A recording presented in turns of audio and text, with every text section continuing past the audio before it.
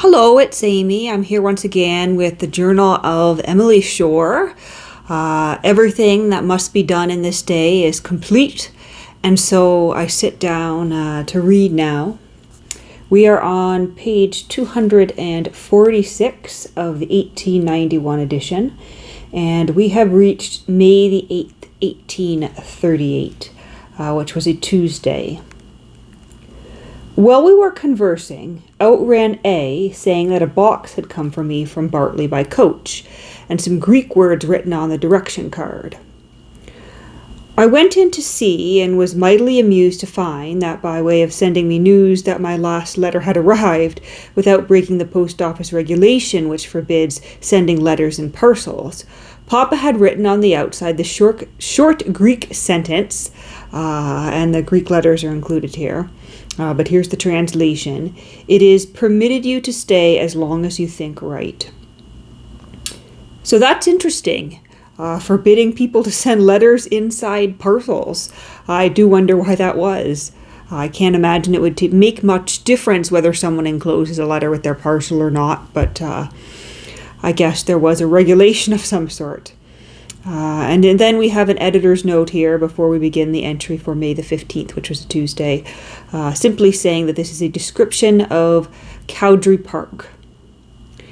Deep dells and dingles filled with the thickest and most varied foliage, winding paths round wooded hills, covered with flowers, ascents and descents, views of the hill and hilly distant country, now and then bursting through breaks in the thickest peeps of the little Erin wandering among the meadows at our feet, ornamental shrubberies and wild natural luxuriance of vegetation, cool green shade and checkered light, and the clear sky appearing far, far above through the delicate leafy veil, spread over us by ancient and lofty trees. Oh, how all these varied beauties made my heart bound with joy.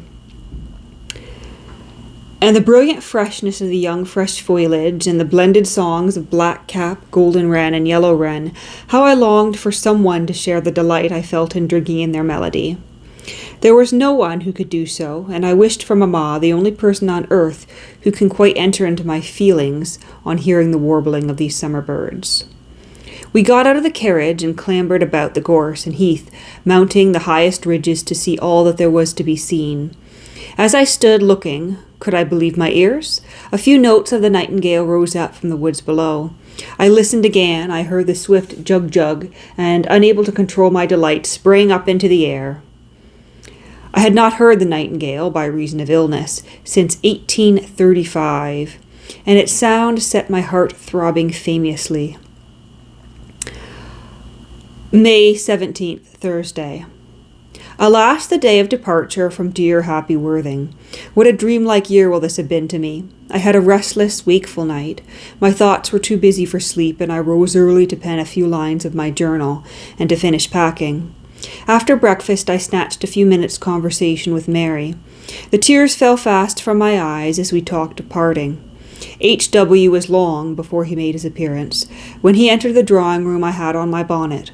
His manner was sad and thoughtful. I was anxious to read his face, but dared not look up and meet his eyes. We sat a little while in the drawing-room waiting for the coach. I had the honour of being the one topic of conversation, for nothing was said but to exhort and command me, with threats and entreaties to take care of myself, and not to fancy I was strong and overwork myself either in mind or body. I mocked at their preaching, declaring it was nonsense to make me an invalid, and that I could do like other people.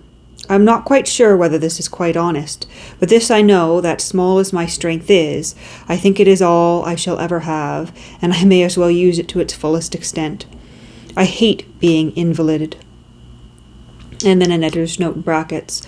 A visit to the Grand House followed, from which we extract a few lines. May 17th, Thursday.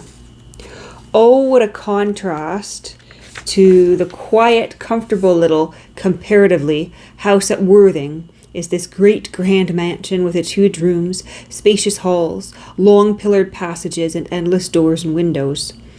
Our bedroom here would hold 3 of those at Park Crescent, and the bed is the great-grandfather of all beds. To my great comfort, none of my family were visible on our arrival. and we went up into our room to dress for dinner. We kept dinner waiting and at last crept down to the big library. There we found assembled the whole awful party of strangers and demi-strangers. The evening passed on. Mrs. and there's a name missing here, it's just a slash. Mrs. Blank is so kind. Of course, I cannot expect any of that affectionate cordiality of which I lived at Worthing, but I miss it most painfully. The tears came often into my eyes. I am chilled at thus emerging from amongst friends who loved me so dearly, to plunge into a circle of strangers who care for me not at all. Meantime, I was half dead with fatigue, and had no kind Mary to place me on the sofa, where I dared not in this grand house place myself. At last they discovered I was tired, and hurried me off to bed. Ease came after a time and some enjoyment, but she was homesick. This is another editor's note. On May 21st, she returned to Bartley Lodge. I must not forget that the first sound that met my ear as we drove through the first park gate was the jug-jug of a nightingale close to us, and my heart bounded with delight. I very soon got Mamma into her room alone, and there I gave her the whole story. And then in brackets again, a visit to Jersey took place from May 25th to June 27th. I must not forget that I took one short last walk round the garden, gave one look at the crimson buds of the rhodinians and the young foliage of our 4 favourite oaks, and then re-entered the house with a feeling of regret for all that I was going to leave. When it was twilight, I went into the drawing-room, which was empty. I sat in solitude at the open window and listened earnestly to the hurrying notes of a nightingale in the forest.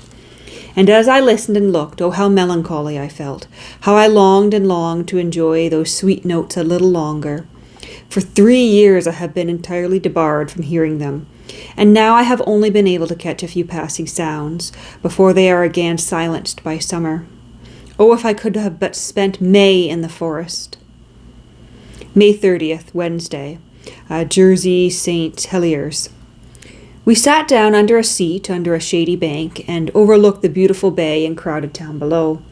Well, here my ear was caught by a song quite new to me. I listened and listened. It was a rich and varied note with an occasional resemblance to parts of the linnets and blackcaps, and I could not conceive by what bird it was uttered. I commenced to search for it, and after staring up amongst the tops of the trees for some time, I spied the bird in a small sycamore, and I feel almost sure it was the blue-throated robin, which in England is exceedingly rare, and I had never seen before. I could distinguish, at all events, its small head, red breast, and blue round the head and throat.